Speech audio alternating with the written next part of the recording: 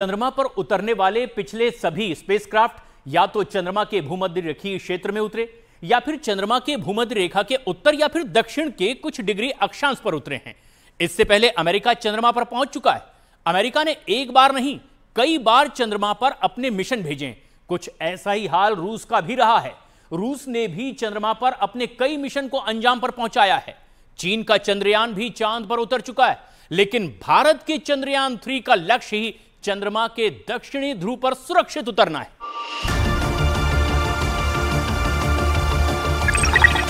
भारत का विक्रम लैंडर, विक्रम की वीर गाथा, उसके पराक्रम का यशोगान अनंत काल तक सुनाया जाएगा।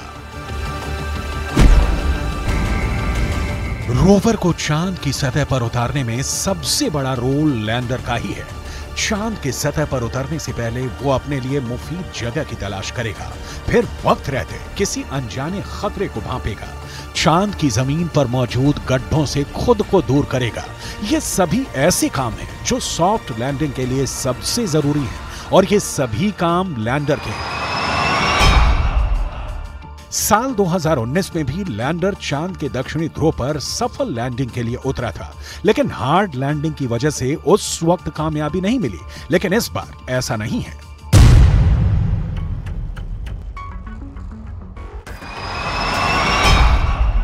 चंद्रयान 3 का लैंडर चंद्रयान 2 के मुकाबले ज्यादा मजबूत है, जो बड़े और ज्यादा शक्तिशाली सौर पैनल से लैस है। रफ्तार पर नियंत्रण के लिए अलग से सेंसर लगाए गए हैं। सॉफ्टवेयर की दिक्कत ठीक की गई है। लैंडर में ज्यादा ईंधन भरा गया है। सॉफ्ट लैंडिंग के बाद विक्रम लैंडर का काम शुरू हो जाएगा। लैंडिंग के कुछ ही मिनट बाद यह इसरो को चांद की पहली तस्वीर भेजेगा। विक्रम लैंडर जिस तस्वीर को भेजेगा उसे पूरी दुनिया देखेगी। विक्रम लैंडर चांद की सतह पर लैंड करेगा। कुछ मिनटों तक लैंडिंग साइट के आसपास की हलचल को समझेगा, फिर साथ ले गए रोवर को काम पर आगे बढ़ा देगा, क्योंकि चांद की सतह की जांच लैंडर नहीं रोवर करने वाला है।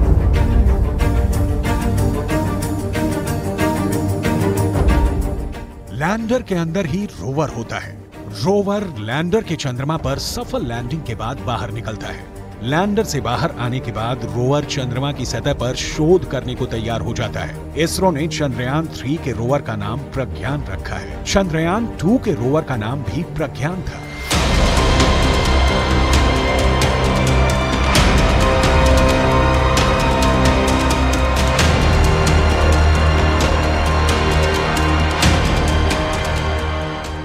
प्रज्ञान रोवर लैंडर के सॉफ्ट लैंडिंग के करीब 3 घंटे बाद बाहर निकलेगा, चंद्रमा की सतह पर उतरेगा और बिना देर किए काम शुरू कर देगा।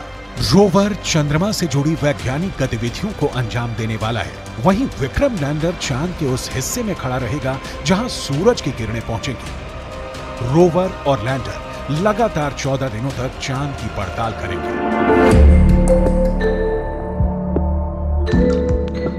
अब आपके दिमाग में यह सवाल होगा कि रोवर चांद से जुड़ी जानकारी 3,84,000 किलोमीटर दूर यहां इसरो तक कैसे पहुंचाएगा। यहां धरती से अगर प्रज्ञान रोवर को कोई निर्देश देना होगा तो इसरो कैसे देगा। रोवर और इसरो कैसे एक दूसरे के संपर्क में रहेंगे।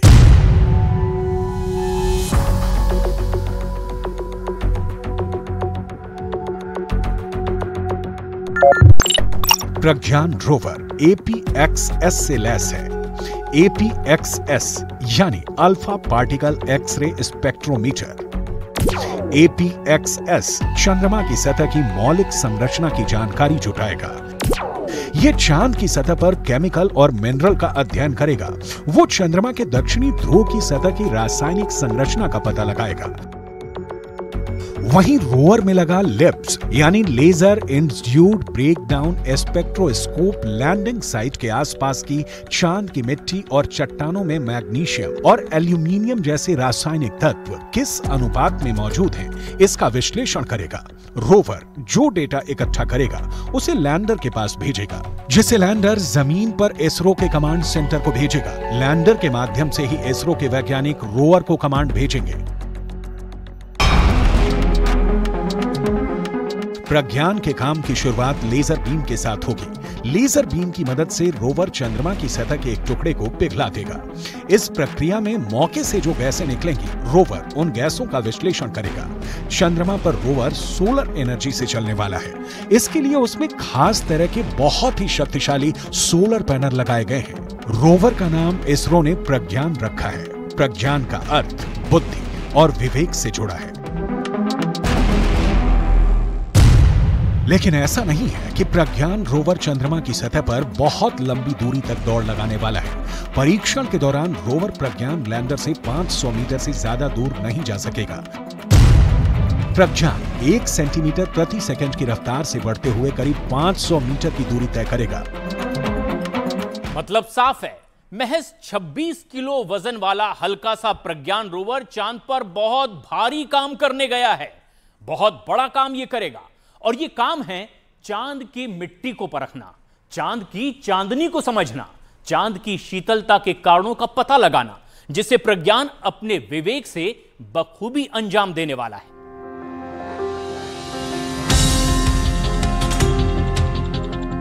प्रज्ञान रोवर में कुल 6 पहिए लगाए गए हैं। इनमें से पिछला पहिया इस तरह डिजाइन किया गया है कि यह आगे बढ़ने पर अपने पीछे चंद्रमा की सतह पर सारनाथ में अशोक की लाट से लिया गया भारत का राष्ट्रीय चिन्ह अंकित करेगा।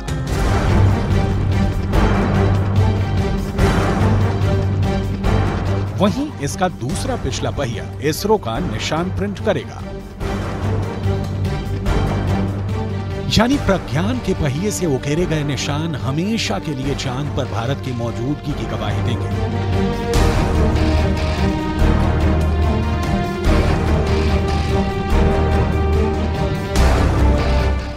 चंद्रयान 3 की कामयाबी की तरफ भारत के कदम अब लगातार आगे बढ़ रहे हैं। कुछ घंटों के बाद भारत इतिहास लिखने जा रहा है, और एक दिन पहले डीबूस्टिंग के साथ चंद्रयान की रफ्तार को कम किया गया था, और जिसके बाद चंद्रमा की दिशा में चंद्रयान एक और पायदान आगे बढ़ गया है।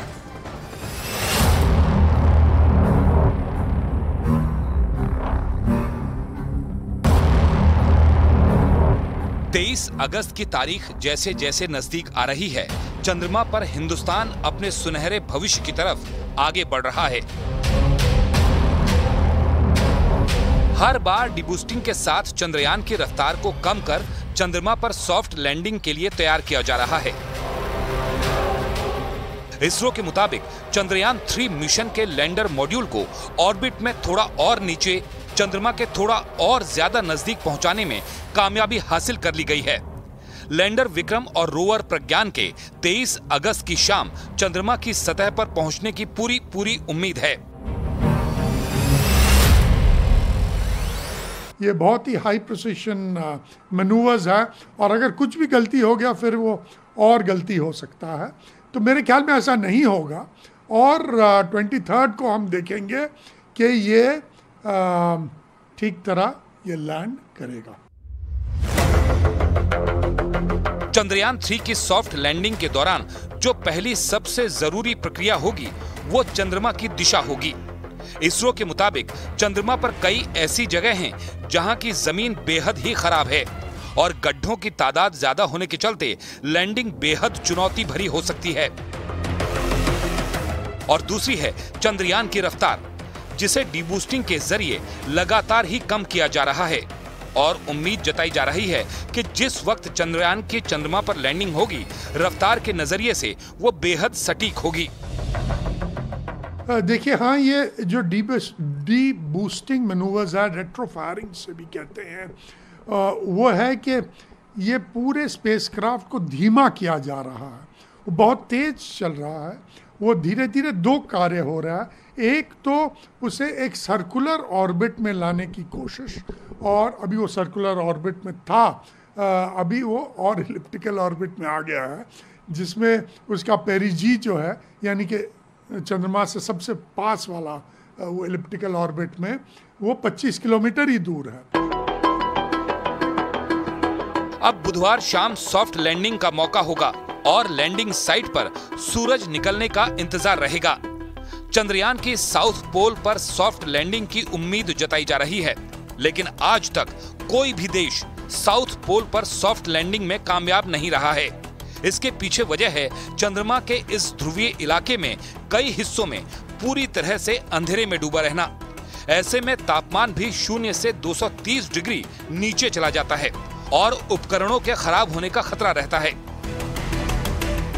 चंद्रयान का पहले 23 अगस्त की शाम 5:47 पर लैंडिंग का वक्त तय था, जो अब 6:04 हो गया है।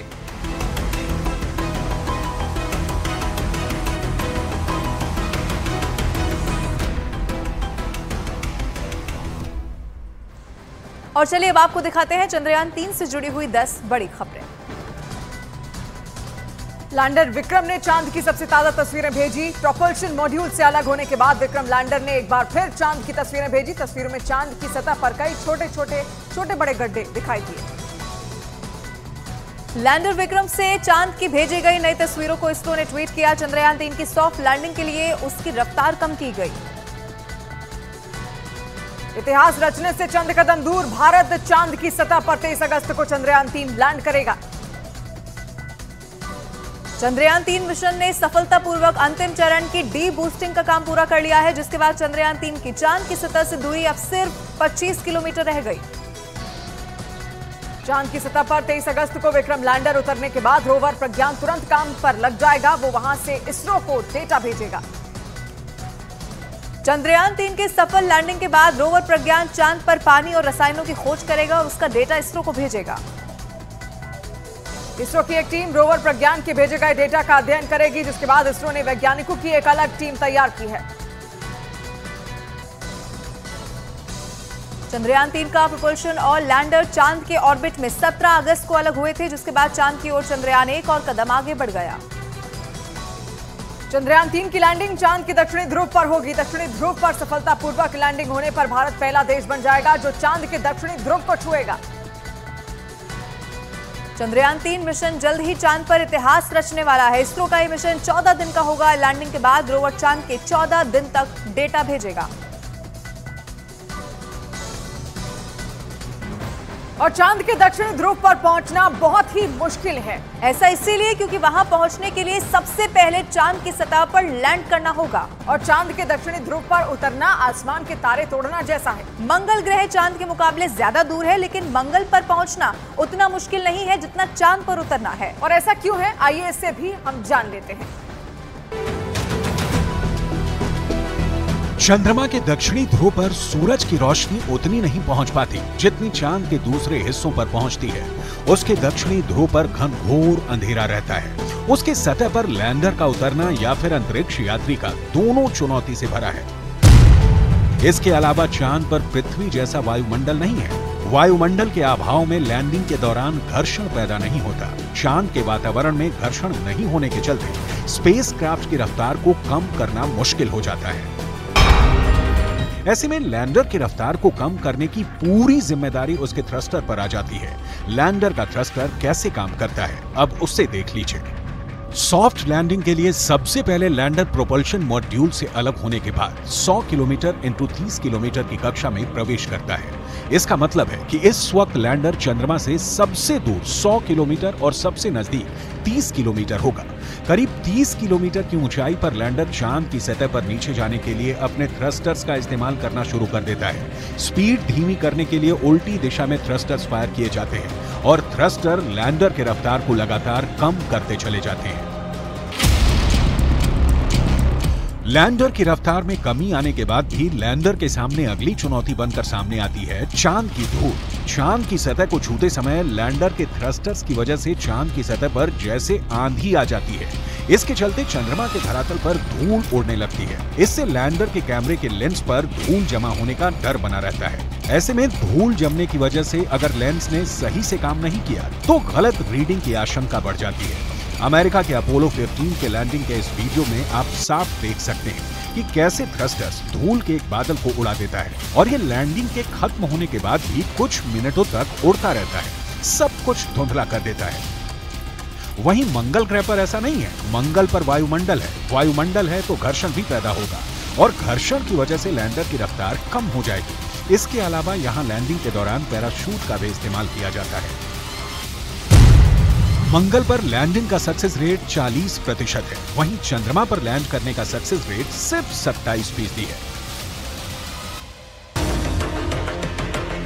मंगल ग्रह चंद्रमा के मुकाबले पृथ्वी से बहुत दूर है, वहीं चंद्रमा मंगल से नजदीक है, लेकिन चंद्रमा की यही नजदीकी वहां पहुंचने में मुश्किल खड़ी करती है।